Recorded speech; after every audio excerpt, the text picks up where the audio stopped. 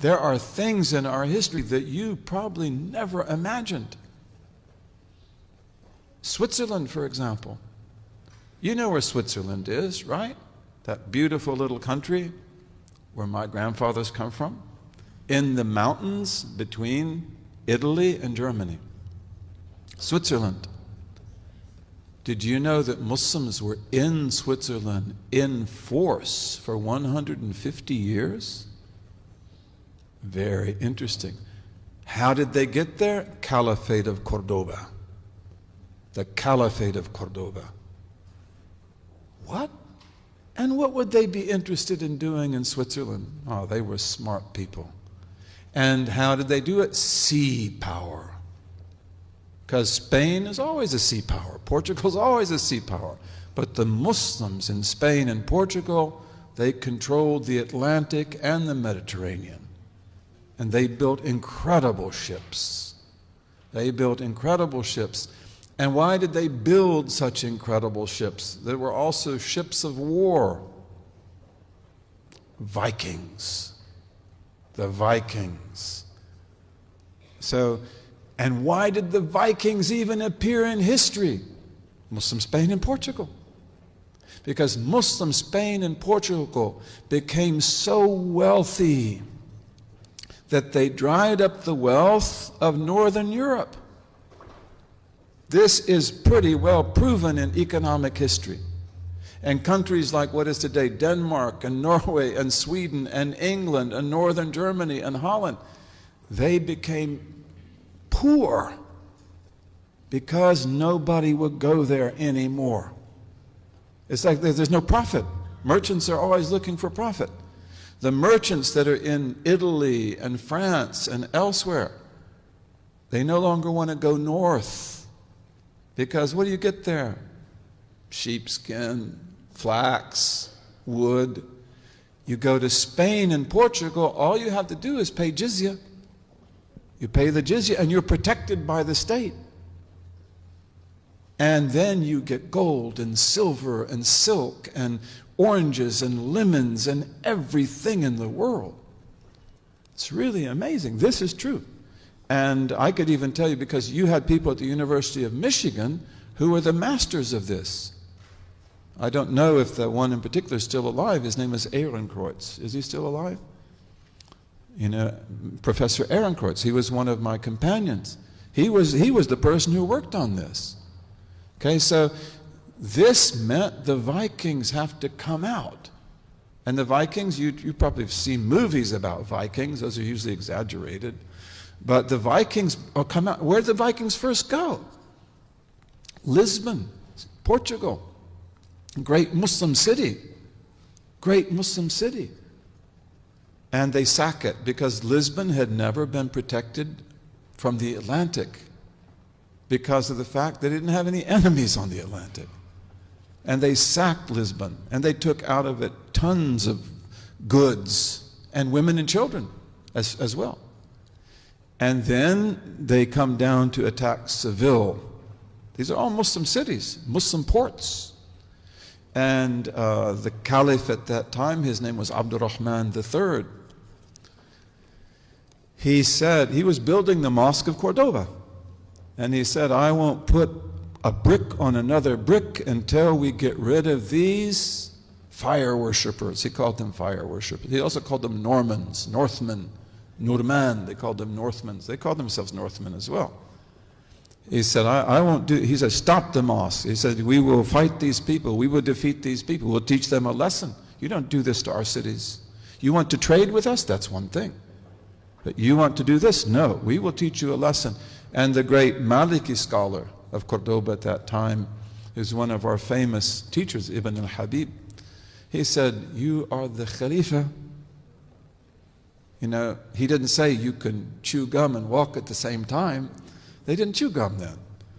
But he said that, you know, you can still build the mosque and you can still take care of the Vikings. And they declared jihad. And in 100 days, the Vikings were finished. Finished. And they were punished. And many of the Vikings became Muslims.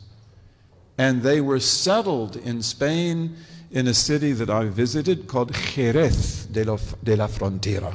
Jerez de la Frontera, which we called in Arabic Sheresh. And it always remained a Scandinavian Muslim city. And there were Vikings in Denmark as well. And ambassadors went to Denmark to see who are these Vikings and how do they fight. Because they have these really fast ships that they use to attack. But what do they do with the women and children? Because they take lots of women and lots of children, we have to ransom them. In Islamic law, you must ransom the prisoner. All the women and children they've taken off to Denmark, we've got to get them back. This is also why the ambassador is going. We'll pay you gold, we'll get them back. But give back our children, give back our women. Okay, so they go there, but also they go there to learn who are these people and how do they fight. And one of the things they learn is that they have war boats. That's what you see in the movies, right? But they have barges. And the barges are where they put the women and children. The barges are where they put the gold and silver. Okay, so this means that they are actually not so, that they have vulnerability because the barges don't move very fast. And that means that they have to always protect their barges at sea. And so they say, then this is the way we'll deal with the Vikings. We will build ships that are as fast as their ships.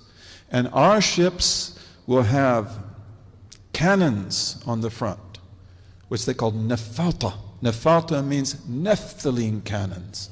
They're cannons that use gassy oil. And you put fire to it and it explodes and it shoots out a ball of fire. And it will burn up their ships.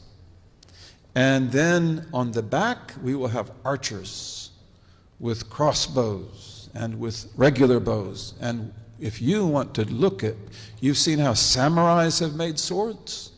Samurai sword is incredible. We made swords that would have competed with that.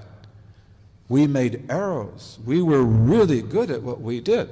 So they say, we'll have our archers and they will have so many arrows that they can fight for a whole week without stopping.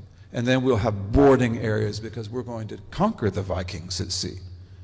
We're not going to just drive them off. And then peace was made with the Vikings for about 16 years. The old king died. Many Vikings became Muslims during that time.